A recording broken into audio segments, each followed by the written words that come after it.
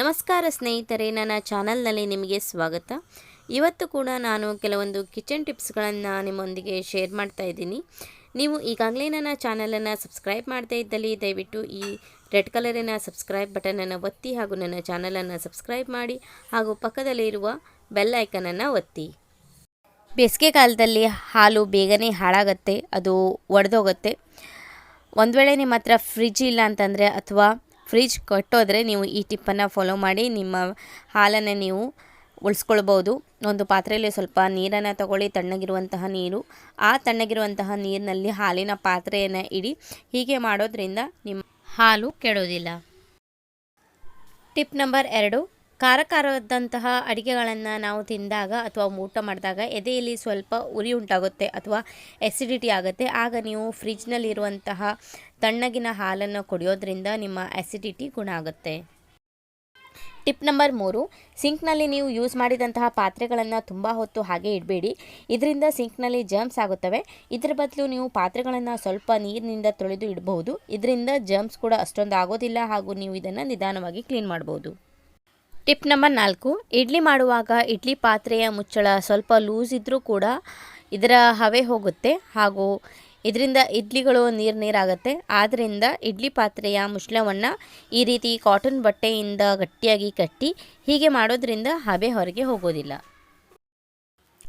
Tip number 5, ನಾವು ಮೀನನ್ನು clean ಮಾಡಿದಾಗ ನಾವು ಎಷ್ಟೇ ಸೋಪ್ ಹಾಕಿ ಕೈಗಳನ್ನು ತೊಳೆದ್ರೂ ಕೂಡ ಮೀನಿನ ವಾಸನೆ ಹೋಗೋದಿಲ್ಲ. ಆಗ ನೀವು ಸ್ವಲ್ಪ ಬೆಚ್ಚಗಿರುವಂತಹ ಅನ್ನದ ಗಂಜಿಯಿಂದ ನಿಮ್ಮ ಕೈಗಳನ್ನು ತೊಳೆಯೋದ್ರಿಂದ ನಿಮ್ಮ ಕೈಗಳಲ್ಲಿರುವಂತಹ ಮೀನಿನ ವಾಸನೆ ಹೋಗುತ್ತೆ. ಅಥವಾ ಈ ಬಿಸಿ ಇರುವಂತಹ ಅನ್ನದ ಗಂಜಿಯಲ್ಲಿ 5 ನಿಮಿಷಗಳ ಕಾಲ ನಿಮ್ಮ ಕೈಯನ್ನು ಅದ್ದಿ ಇಡೋದ್ರಿಂದ ಮೀನಿನ ವಾಸನೆ ಹೋಗುತ್ತೆ. ಟಿಪ್ ನಂಬರ್ 6, ನಾವು ಅಡುಗೆ ಮನೆಯಲ್ಲಿ ಕೆಲಸ ಮಾಡ್ತಾ ಕೈಗಳಿಗೆ ತರಕಾರಿ ಹೆಚ್ಚಿರುವಂತಹ ಸ್ಮೆಲ್ಲು ಅಥವಾ ಇನ್ಯಾವುದೋ ಸ್ಮೆಲ್ ಕೈಗಳಿಗೆ ಬಂದಿರುತ್ತೆ. ಆಗ ನೀವು ಕಡಲೆ ಹಿಟ್ಟಿನಿಂದ ಕೈ ತೊಳೆಯೋದ್ರಿಂದ ಕೈಗಳಿಗೆ ಇರುವಂತಹ ಸ್ಮೆಲ್ ಹೋಗುತ್ತೆ. ಟಿಪ್ ನಂಬರ್ 7, ಕಡಲೆ ಹಿಟ್ಟನ್ನು ನೀವು ತುಂಬ ದಿನಗಳವರೆಗೆ ಸಂಗ್ರಹಿಸಿ ಇಡಬೇಕು ಅಂತಂದರೆ ನೀವು ಇದನ್ನು ಏರ್ಟೈಟ್ ಡಬ್ಬಿಯಲ್ಲಿ ಹಾಕಿ ಫ್ರಿಜ್ನಲ್ಲಿ ಇಡೋದ್ರಿಂದ ನಿಮ್ಮ ಕಡಲೆ ಹಿಟ್ಟನ್ನು ನೀವು ತುಂಬ ದಿನಗಳವರೆಗೆ ಶೇಖರಿಸಿ ಇಡಬಹುದು.